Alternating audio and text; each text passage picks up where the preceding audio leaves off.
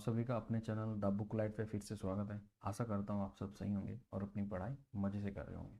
तो फ्रेंड्स, ये वीडियो का पार्ट नंबर 2 है।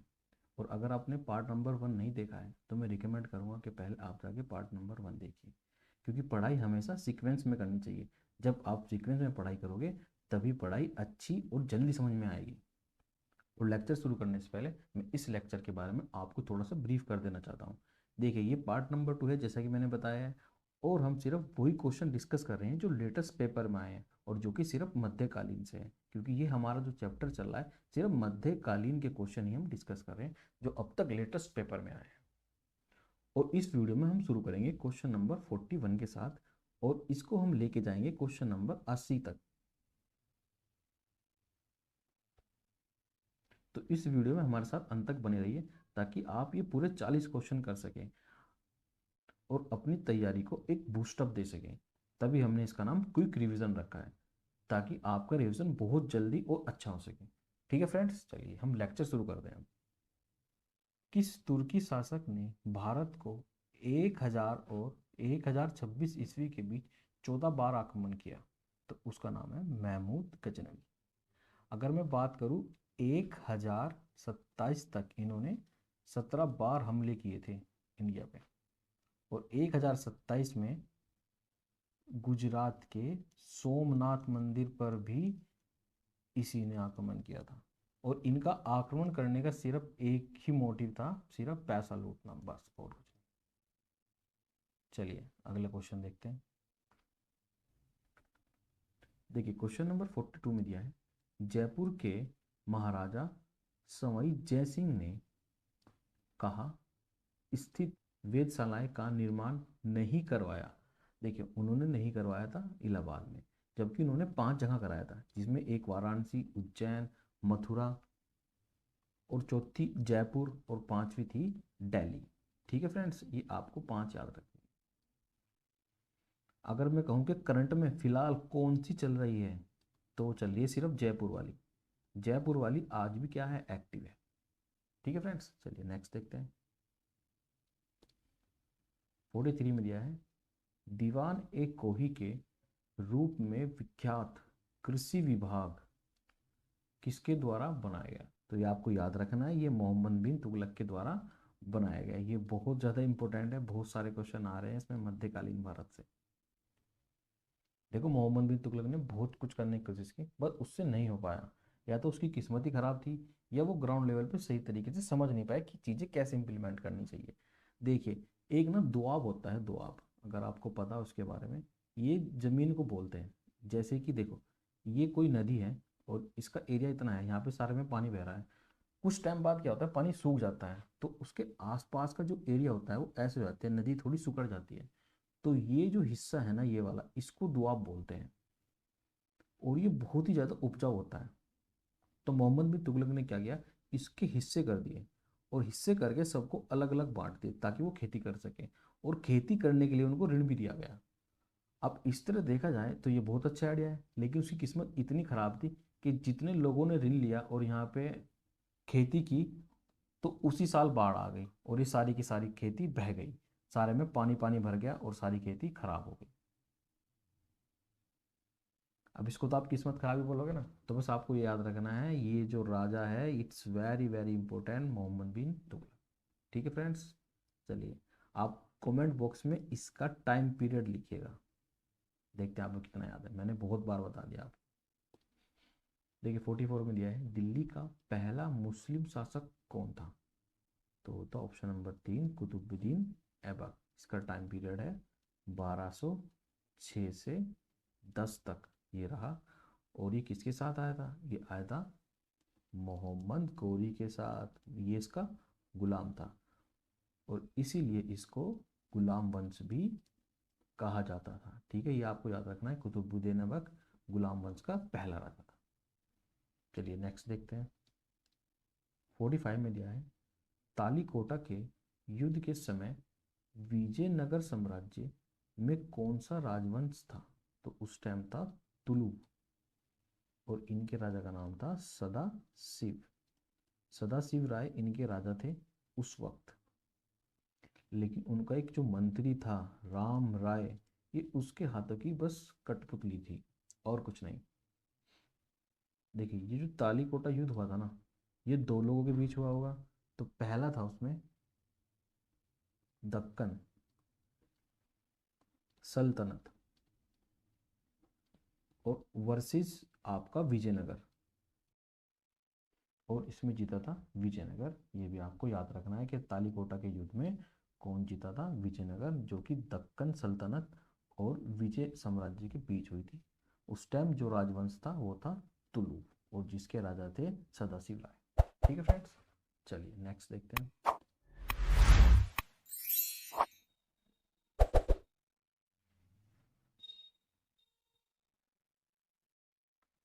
देखिए 46 में दिया है कि सुल्तान ने अपनी राजधानी को दिल्ली से दौलताबाद में बदला। तो वो थे मोहम्मद बिन तुगलक, यानी कि ऑप्शन नंबर 2।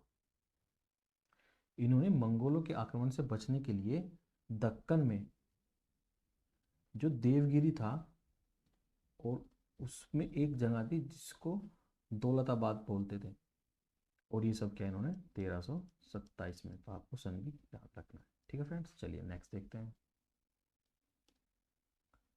47 में दिया है निम्नलिखित तुगलकी राजवंश के किस सुल्तान ने चांदी के सिक्कों के स्थान पर तांबे के सिक्के चलाए थे? तो ये तो आप एकदम बता दो कि कौन है। Option number 2 Mohammad bin Tughlaq. तो मोहम्मद बिन तुगलक ने चांदी के सिक्के हटवाकर तांबे के सिक्के चलवाए और इन दोनों के रेट बराबर कर दिए। तो लोगों ने क्या किया, अपने घरों में ही टकसाल बना ली। इनका जो पैटर्न था नोट का, सिक्कों का, वो ज़्यादा अच्छा नहीं था, मतलब उसे किसी भी तरह कॉपी कर सकते थे, और हर व्यक्ति ने अपने घर में टकसाल खोल ली। उसने क्या करा, अपने बर्तनों को तोड़ तोड़ कर तांबे के सिक्के बनाए और तांबे के सिक्कों को ही चांदी के मूल्य पर बेच दिया। तो इस वजह से ये प्लान भी फेल हो गया। ठीक है फ्रेंड्स, चलिए नेक्स्ट देखते हैं। 48 में दिया है खिलजी खां ने कौन से राजवंश का प्रारंभ किया? इसका आंसर है ऑप्शन नंबर 1 सैयद। और खिलजी खां इससे पहले जो थे वो फिरोज शाह तुगलक के यहाँ काम करते थे एज ए गवर्नर। और गद्दी पे बैठने से पहले ये क्वेश्चन बहुत बार आई है, बताइए खिलजी खां कहाँ के गवर्नर थे? तो वो थे मुल्तान के, और ये गद्दी बैठे 1414 में। ठीक है, और इनसे पहले किसका राज्य था? तुगलक वंश था। तुगलक वंश का राजा कौन था लास्ट? फिरोज शाह तुगलक। ये भी आपको याद रखना है। अगर ये क्वेश्चन आ गया, खिरजा खां बताइए किसके गवर्नर थे, किसके शासनकाल में गवर्नर थे? तो वो थे फिरोज शाह तुगलक के, और कहाँ के थे? मुल्तान के। ठीक है, चलिए नेक्स्ट देखते हैं। 49 चांदी का सिक्का टका किसने चलाया था? और इसका आंसर है ऑप्शन नंबर 2 इल्तुतमिश। और ये टका के जो सिक्के थे ना, वो चांदी के बने हुए थे, और इसके अलावा इन्होंने एक सिक्के और चलवाए थे तांबे के, जिनको हम जीतल बोलते थे।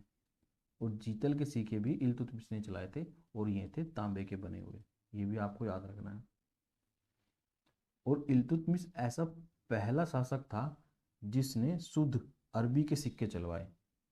तो ये भी क्वेश्चन बहुत बार आए, बताइए शुद्ध अरबी के सिक्के चलाने वाला पहला सुल्तान कौन था? वो था इल्तुतमिश। और देखिए ये जो टका था ना, इसको आगे चलकर ही रिप्लेस किया रुपये ने। और रुपया चलाने वाला सुल्तान कौन था? वो था शेर शाह सूरी।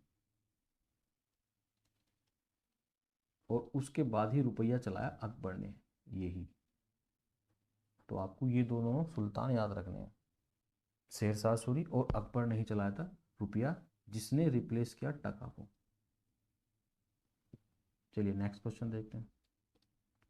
देखिए 50 में दिया है कुतुब मीनार के पास स्थित मेहरौली पिलर प्राथमिक रूप से किस कारण प्रसिद्ध है? तो इसका आंसर है ऑप्शन नंबर 3 उत्कृष्ट गुणवत्ता की इस्पात के कारण। यानी कि उसके अंदर जो लोहा लगा हुआ है वो बहुत ही गुणवत्ता का है, बहुत ही अच्छी क्वालिटी का है। और ये माना जाता है कि वो चंद्रगुप्त द्वितीय ने बनवाया था, और उसकी जो लंबाई है वो अप्रोक्सीमेटली 7 मीटर है। चलिए नेक्स्ट देखते हैं। 51 में दिया है प्रसिद्ध कवि अमीर खुसरो निम्नलिखित में से किस एक को छोड़कर बाकी सबसे समसामयिक है। समसामयिक का मतलब होता है उनके शासनकाल में उनके साथ काम करने वाला, यानी कि उनके दरबारी कवि थे या नहीं। देखिए इसका आंसर है इल्तुतमिश। ये इल्तुतमिश के दरबारी कवि नहीं थे, वरना ये जलालुद्दीन खिलजी और अलाउद्दीन खिलजी और गियासुद्दीन बलबन के कवि रहे। और अमीर खुसरो को ही तोते हिंद कहा जाता था, यानी कि भारत का तोता। देखिए अगर आप इस ऑप्शन को सीक्वेंस में लगाएंगे तो इसमें नंबर 1 पे आएगा इल्तुतमिश, नंबर 2 पे बलबन, नंबर 3 पे जलालुद्दीन खिलजी और फिर अलाउद्दीन खिलजी। ठीक है फ्रेंड्स, ये मैं सीक्वेंस से लगाया यानी कि टाइम पीरियड के अनुसार। ठीक है, चलिए नेक्स्ट देखते हैं। 52 में दिया है दिल्ली सल्तनत की राजकीय भाषा क्या थी? वो थी ऑप्शन नंबर 3 फारसी। चलिए नेक्स्ट देखते हैं। 53 में दिया है चचनामा में कौन सी विजय के इतिहास का रिकॉर्ड है? तो इसका आंसर ऑप्शन नंबर 3 अरब। और अरबियों की तरफ से कौन लड़ा था? वो लड़ा था मोहम्मद बिन कासिम, MBK। ये भी आपको याद रखना है, मोहम्मद बिन कासिम। ठीक है फ्रेंड्स, चलिए नेक्स्ट देखते हैं। 54 में दिया है मोहम्मद बिन तुगलक ने अपनी राजधानी कहाँ से कहाँ बदली? दिल्ली, देवगिरी। देखो देवगिरी, अब देखिए इसमें दौलताबाद नहीं दिया हुआ है तो इसमें देवगिरी दिया है, और मैंने आपको तीनों बताए थे। देखिए उसमें से देवगिरी आया है। देखिए क्वेश्चन नंबर 46 में मैंने आपको 3 नाम लिखवाए थे। देखो यहाँ पे दक्कन, देवगिरी और दौलताबाद। इन तीनों में से कोई भी नाम आ सकता है, जैसे कि इसमें क्या आया? देवगिरी। तो जो भी मैं लिखवा रहा हूँ ना, तो आपको वो नोट करके लिखना है, उसमें से ऑप्शन में कुछ भी आ सकता है। ठीक है फ्रेंड्स, और ये कहाँ है? महाराष्ट्र में। ये भी आपको याद रखना है। ठीक है, चलिए नेक्स्ट देखते हैं। देखिए 55 में दिया है निम्नलिखित में से किसमें भारत के संबंध में अलबरूनी का वृत्तांत है? तो इसका आंसर है ऑप्शन नंबर 4 किताब उल हिंद। और अलबरूनी किसके साथ आया था? मोहम्मद गजनी के साथ आया था। और सन कौन सा था? 1017। ये चीज दोनों याद रखनी है आपको। चलिए नेक्स्ट देखते हैं। 56 में दिया है निम्नलिखित दिल्ली के सुल्तानों में से किसने उत्तर भारत में कई शहरों की स्थापना की? देखो शहर, देखिए इसका आंसर मैंने आपको पहले ही बता दिया था। अगर आपने मेरी लास्ट वीडियो देखी है, मैंने कहा था जितने भी शहर, रोड और सिंचाई के काम किसने करवाए थे? फिरोज शाह तुगलक ने। Option number 3। देखिए जब भी निर्माण का नाम आएगा ना, तो आप आंख बंद के फिरोज शाह तुगलक आंसर लगा सकते हैं। ये चीज़ ध्यान रखिए बस। और इसी के साथ साथ फिरोज शाह तुगलक ने बहुत सारे शहरों की स्थापना की, जैसे कि Firozabad, Jaunpur, Hisar, Fatehabad, Firozpur and many more like that. ठीक है फ्रेंड्स, चलिए नेक्स्ट देखते हैं। 57 में दिया है कुवत उल मस्जिद में स्थित लोहा स्तंभ किस शहर में है? ये तो मैंने आपको भी बताया ना, दिल्ली में। ठीक है, नेक्स्ट देखते हैं। 58 देखते हैं बहमनी साम्राज्य का संस्थापक कौन था? तो वो थे नंबर 1 हसन कंगू, और सन था 1347। ठीक है फ्रेंड्स, चलिए नेक्स्ट देखते हैं।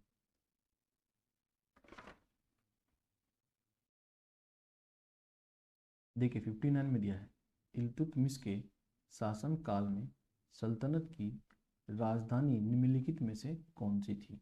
तो वो थी दिल्ली। देखिए इल्तुतमिश का जो नाम है वो दिल्ली के रियल संस्थापक के नाम से आता है। अगर पूछेंगे कि वास्तविक दिल्ली का संस्थापक कौन था, तो वो था इल्तुतमिश। और इल्तुतमिश के टाइम पर ही सबसे ज़्यादा आक्रमण हुए हैं मंगोलों के, इल्तुतमिश ने हर बार रख सके। ठीक है फ्रेंड्स, चलिए नेक्स्ट देखते हैं। निम्नलिखित में से कौन सा विजयनगर कला का सबसे अच्छा उदाहरण है? इसका आंसर ऑप्शन नंबर 2 हम्पी। और हम्पी राजधानी थी विजयनगर की, जो कि पड़ती है दक्षिण भारत में। ठीक है फ्रेंड्स, चलिए नेक्स्ट देखते हैं। 61 में दिया है चंगेज खां के अधीन मंगोलों ने किसके शासन काल में भारत पर आक्रमण किया? देखो आगे नहीं क्वेश्चन, अभी मैंने आंसर बताया आपको इसका। इसका आंसर ऑप्शन नंबर 3 इल्तुतमिश। जब भी मंगोलों का आक्रमण होगा सबसे ज़्यादा, तो सबसे ज़्यादा नाम आएगा इल्तुतमिश। देखिए मैं इसके पीछे का लॉजिक बताता हूँ आपको। चंगेज खां जब सभी पे आक्रमण कर रहा था, सभी राज्य जीत रहा था, तो उससे पहले इसने गजनी जीता, पेशावर जीता। उसके बाद जो नेक्स्ट नंबर था वो ख्वारिज़म वंश का। और जब ख्वारिज़म वंश के जो राजा थे अलाउद्दीन मोहम्मद, उसको इन्होंने मार दिया। मारने के बाद जो उसका उत्तराधिकारी बना वो बना जलालुद्दीन। और जलालुद्दीन को मारने के लिए जब चंगेज खान गया, तो ये भाग के कहाँ आ गया, भारत में आ गया। और भारत में उस टाइम किसका राज था, इल्तुतमिश का। तो ये इल्तुतमिश के पास आके लुक गया। लेकिन राजा ने इसको साफ मना कर दिया कि मैं अपने पास उनको नहीं रख सकता, इल्तुतमिश ने। लेकिन चंगेज खान को तो ये पता नहीं था, तो चंगेज खान बार बार आक्रमण किस पे करता रहा, इल्तुतमिश पे। देखिए ये सारी जो घटना है 1220 से लेके 1227 तक है, ठीक है। और 27 में मौत हो गई थी किसकी, चंगेज खान की।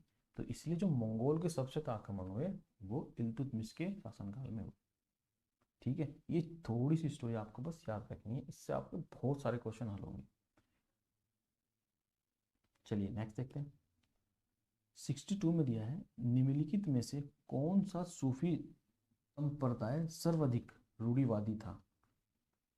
इसका आंसर है ऑप्शन नंबर 4 नक्शबंदी। और ये नक्शबंदी चली थी तुर्किस्तान से। और सबसे ज़्यादा मेन इंपॉर्टेंट क्वेश्चन ये है कि ये जो नक्शबंदी थी ये अकबर के शासन काल में चली थी, ये आपको याद रखना है। और जबकि ये रूढ़िवादी थी, ये अकबर के नीतियों के खिलाफ भी थी। क्योंकि अकबर की जो नीति थी ना धर्म के प्रति, वो बहुत उदार थी। और लेकिन ये क्या था, ये एक रूढ़िवादी थी। इसके बावजूद भी ये चली। अब आपको ये याद रखना है, कभी कभी इस तरह से कॉन्ट्रडिक्ट क्वेश्चन आ जाता है कि हम सोचते हैं अकबर तो उसका आंसर नहीं हो सकता, लेकिन उसका आंसर क्या है, अकबर ही है। ठीक है फ्रेंड्स, चलिए नेक्स्ट देखते हैं।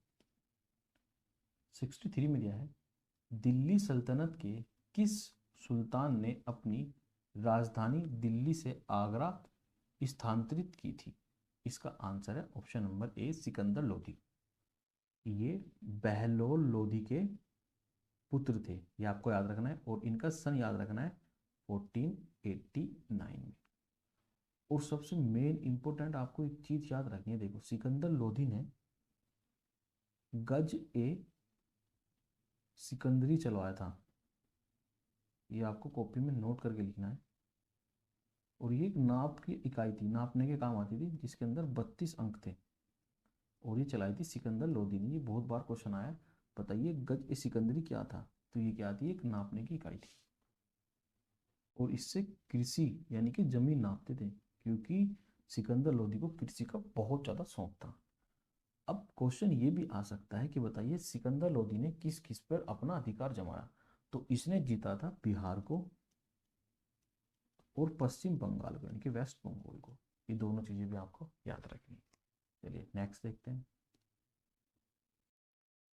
ठीक है, 64 में यह है, तैमूर लंग ने किस वर्ष में भारत पर आक्रमण किया। तो इसका आंसर है ऑप्शन नंबर 2 1398 में। और उस टाइम भारत में किसका राज्य था, तुगलक वंश का। और राजा का नाम क्या था, राजा का नाम था नसरुद्दीन।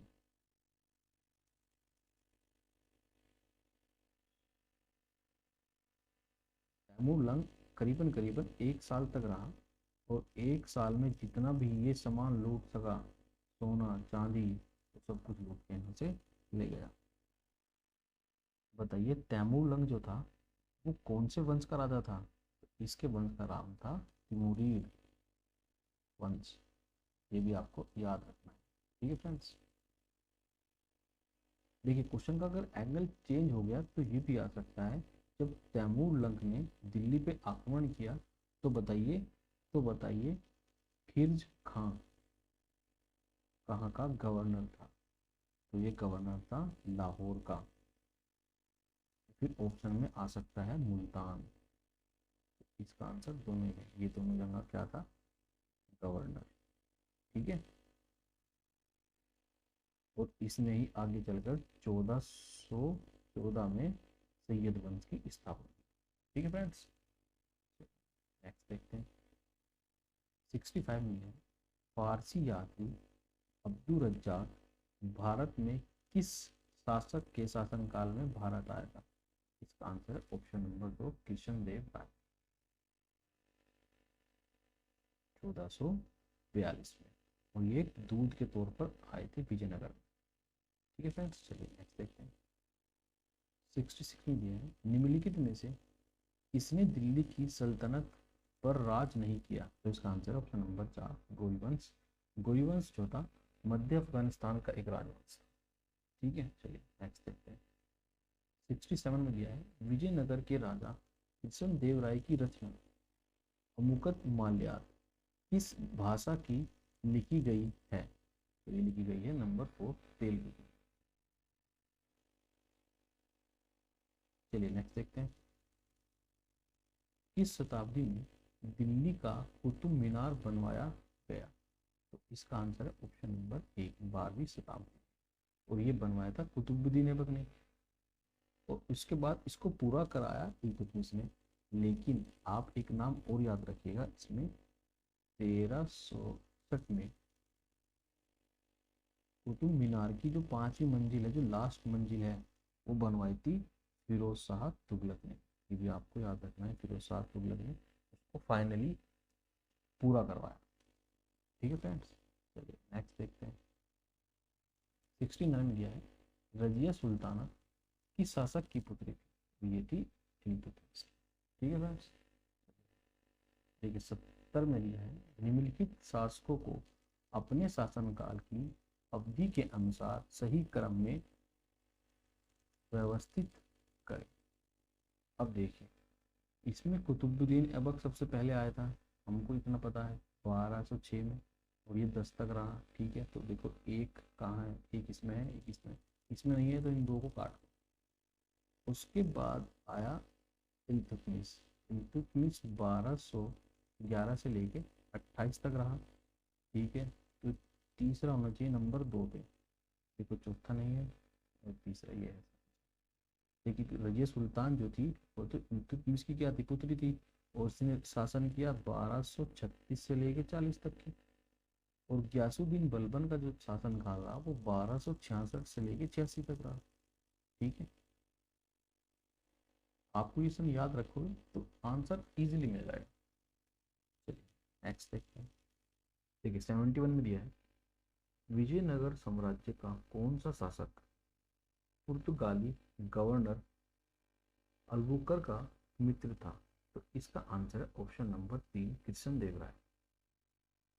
अल्बुकर जो था सेकंड नंबर का गवर्नर था पुर्तगालियों का इंडिया में। और इसने कृष्णदेव राय की मदद की उसके आसपास के युद्ध लड़ने में। और कृष्णदेव राय 1509 में गद्दी पर बैठे थे, ये आपको याद रखना है।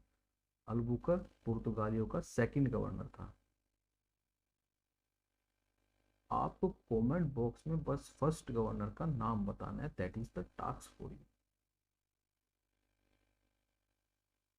चलिए नेक्स्ट देखते हैं। 72 में दिया है, विजयनगर के किस शासक ने अपने साम्राज्य में पुर्तगालियों को चर्च बनाने की अनुमति दी?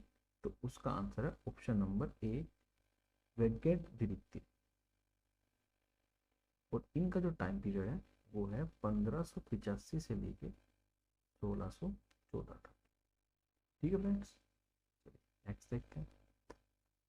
73 में दिया है, बंगाल के विख्यात संत चैतन्य निम्न में से किस शासक के समकालीन थे, यानी कि किसके शासनकाल में वो रहते थे? तो इसका आंसर है ऑप्शन नंबर 1, अलाउद्दीन हुसैन शाह। चलिए नेक्स्ट देखते हैं। 74 में दिया है, तैमूर ने किसके शासनकाल में भारत आक्रमण किया था? तो इसका आंसर है ऑप्शन नंबर 1, अलाउद्दीन खिलजी।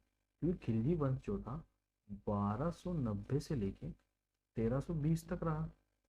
ठीक है, और इन्होंने जो हमला किया था वो किया था 1398 में। ठीक है, तो अलाउद्दीन खिलजी उस टाइम दिल्ली की गद्दी पे बैठे। चलिए आगे बढ़ते हैं। 75 में दिया है चित्तौड़गढ़ किला कहाँ स्थित है। यह है ऑप्शन नंबर ए राजस्थान। चलिए नेक्स्ट देखते हैं। 76 में दिया है अमरोहा के युद्ध 1305 में दिल्ली सल्तनत को किसके ऊपर विजय प्राप्त हुई थी। तो इसका आंसर है ऑप्शन नंबर 3 मंगोल सेना के। देखिए ये जो अमरोहा का युद्ध हुआ था ना, ये खिलजी वंश और मंगोलों के बीच में हुआ, और दिल्ली के जो सेनापति थे वो थे मलिक नायक। ये आपको नाम याद रखना है।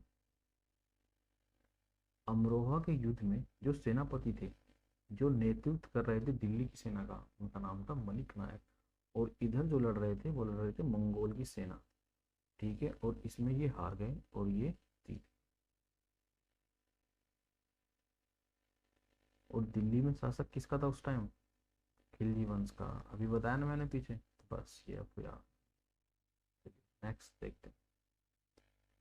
देखिए 77 में जाए रानी नाइकी देवी जिन्हें को 1778 में हराने के लिए याद किया जाता है। बताइए किसको हराया था उसने? ऑप्शन नंबर 4 मोहम्मद घोरी को। देखिए जो नाइकी देवी थी ना, वो चालुक्य के राजा अजयपाल की पत्नी थी, और जब इनकी मृत्यु हो गई थी तो तब ये राजगद्दी पे बैठी थी, और इसने भगा दिया था मोहम्मद गोरी को, लड़ाई में हरा के। ठीक है फ्रेंड्स, ये आपको याद रखना है बस। देवी कौन से राजवंश की थी? चालुक्य की, और इनके पति का नाम क्या था? अजयपाल। ठीक है, चलिए नेक्स्ट देखते हैं। 78 में दिया है किस वंश जिसने उत्तर भारत में 1206 से 1290 तक शासन किया, कुतुबुद्दीन ऐबक द्वारा स्थापित किया गया था। तो बताइए कुतुबुद्दीन ऐबक जो थे वो किस वंश के राजा थे? तो इसका आंसर ऑप्शन नंबर 4 गुलाम वंश, क्योंकि मोहम्मद गोरी के ये गुलाम थे, और इनको एक वंश के रूप में और जाना जाता है। बिल्कुल सही, मामलुक। ठीक है, ये भी आपको याद रखना है। गुलाम वंश और मामलुक वंश दोनों के दोनों एक ही हैं, इसका नाम थोड़ा सा। ठीक है, चलिए नेक्स्ट देखते हैं। 79 में दिया है कल्हन ने पुस्तक 12वीं शताब्दी में लिखी जिसमें कश्मीर के शासकों का काल क्रम अनुसार है। देखो कल्हन ने एक पुस्तक लिखी है जिसमें जम्मू कश्मीर के जितने भी राजा रहे हैं उनका जो भी काल है वो क्रम अनुसार है कि पहले कौन कौन सा आया। तो उस पुस्तक का नाम है ऑप्शन नंबर 3 रजत रंगिणी। और सबसे महत्वपूर्ण जो क्वेश्चन आता है इससे ये आता है, बताइए कौन सी भाषा में लिखी गई थी? तो ये लिखी गई थी संस्कृत में।